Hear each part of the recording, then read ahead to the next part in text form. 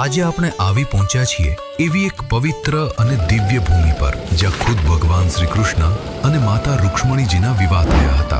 માધવપુર ઘેડ પોરબંદર પાસે દરિયા કિનારે વસેલું એક સુંદર અને ઐતિહાસિક ગામ છે. ગુજરાતનો આ પૌરાણિક દરિયા કિનારો અનેક રહસ્યો અને કથાઓને પોતાની અંદર સમાવીને બેઠો છે.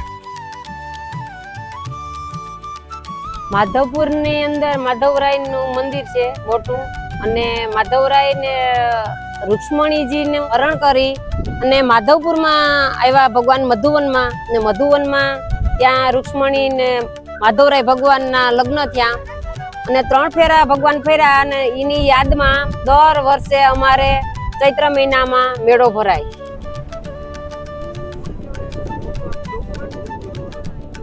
ને અમારા ચોપાટીનું મહત્વ પણ વધારે છે માધવપુર. અહીંયા ભાઈબીજને દિવસે ચોપાટીએ નાવાનું મહત્વ છે. બરોબર. ને તે દિવસે એક મીઠી લહેર પણ આવે આ દરિયામાં.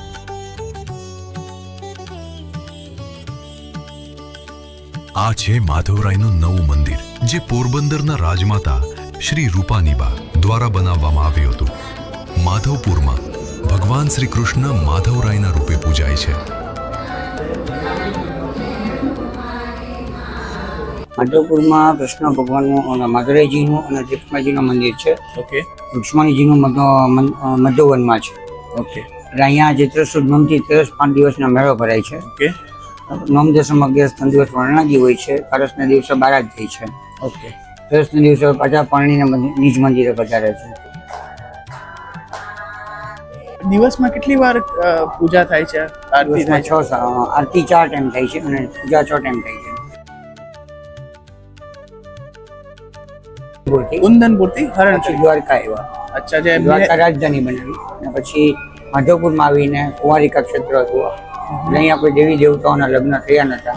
અહીંયા આવીને લગ્ન. રૂક્ષ્મણીજી અને દ્વારકાધીશના લગ્ન અહીંયા આ વિસ્તારમાં. એના ઉપર જ માધવપુર પડ્યું. જે મેળો ભરાય છે એ કયા વિસ્તારમાં ભરાય છે? બીચ સાઈડ બને છે? એ તમે મધુવનમાં જશો ને, મેઇન રોડ પરથી રામદેવપીરનું મંદિર આવશે. બરોબર. ને એનું ગ્રાઉન્ડ જ છે, મેળા ગ્રાઉન્ડ જ કહેવાય છે. ત્યાં મેળો ભરાય, ત્યાંથી પછી તમે મધુવન. બાજુમાં જે મંદિર છે ને જૂનું, એ 9મી 12મી સદીનું મંદિર છે. એટલે કે 9 વર્ષ 100 વર્ષ જૂનું છે. ઓકે. અને આ મંદિરને પણ 300 વર્ષ થયું છે. માધવરાયનું જૂનું મંદિર. અહીં પ્રવેશતા જ એક અનેરી શાંતિ અને દિવ્યતાનો અહેસાસ થાય છે. અહીંયા શ્રી કૃષ્ણજીની મૂર્તિ હતી. સુરક્ષા અને વ્યવસ્થાના કારણોસર જૂના મંદિરમાંથી મુખ્ય પ્રતિમાઓને નજીકમાં જ બનાવાયેલા નવા મંદિરમાં આદરપૂર્વક સ્થાનાંતરિત કરવામાં આવી છે. અહીંની સુંદર કોતરણી અને પ્રાચીન શિલ્પકલા એ સમયની સાક્ષી આપે છે. અહીંનું આ પ્રાચીન મંદિર આજે પણ પોતાની અંદર ઇતિહાસને જીવંત રાખે છે. દ્વારકાથી ભેટમાં આપેલી.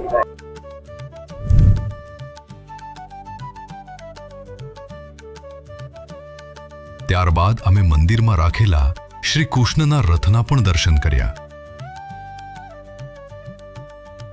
સો નેક્સ્ટ આપણે જોઈશું મધુવનનું મંદિર. માધવરાય મંદિરથી લગભગ અડધા કિલોમીટર દૂર માતા રૂક્ષ્મણીજીનું મંદિર આવેલું છે. વાત છે દ્વાપર યુગની. વિદર્ભ દેશના રાજા ભીષ્મકની પુત્રી રૂક્ષ્મણી મનોમન ભગવાન શ્રી કૃષ્ણને પોતાના પતિ માની ચૂક્યા હતા, પરંતુ તેમના ભાઈ રૂક્મીએ તેમનો વિવાહ શિશુપાળ સાથે નક્કી કર્યો. ત્યારે રૂક્ષ્મણીજીએ શ્રી કૃષ્ણને સંદેશ મોકલ્યો. રૂક્ષ્મણીનું પત્ર વાંચતા જ ભગવાન કૃષ્ણ વિદર્ભ પહોંચ્યા અને ત્યાંથી રૂક્ષ્મણીજીનું હરણ કરીને તેમને આ જ પવિત્ર ભૂમિ માધવપુર લઈ આવ્યા. હવે આપણે આવી પહોંચ્યા છીએ સૌથી મહત્વના સ્થળે. આ એ જ પવિત્ર સ્થાન છે જ્યાં ભગવાન શ્રી કૃષ્ણ અને માતા રૂક્ષ્મણીજીના લગ્ન થયા હતા. આ પવિત્ર કુંડ અને મંડપ આજે પણ આ દિવ્ય પ્રસંગની સાક્ષી છે. રૂક્ષ્મણીનું હરણ કરી અને દેવતાઓની શાંતિમાં પ્રભુ કે જ્યાં ચારે માટલા છે એ જૂનું સ્થળ છે અને સામે નવો બનાવેલો.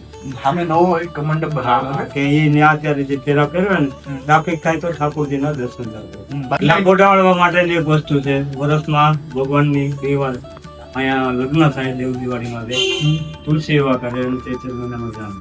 એટલે ત્યારે આ ગેટ ખોલવામાં આવે હા ત્યારે ખુલે છે. એક રાત અહીંયા રોકાય બધા બારસને દિવસે. આજની તારીખમાં પણ માધવપુરના પ્રખ્યાત મેળામાં જ્યારે પ્રભુની જાન અહીં આવે છે ત્યારે સ્થાનિક લોકો અને પૂજારીઓ મંગળ ગીતો સાથે પ્રભુને પોખે છે અને આ જ મંડપમાં ફરીથી એ દિવ્ય લગ્ન વિધિ ઉજવવામાં આવે છે.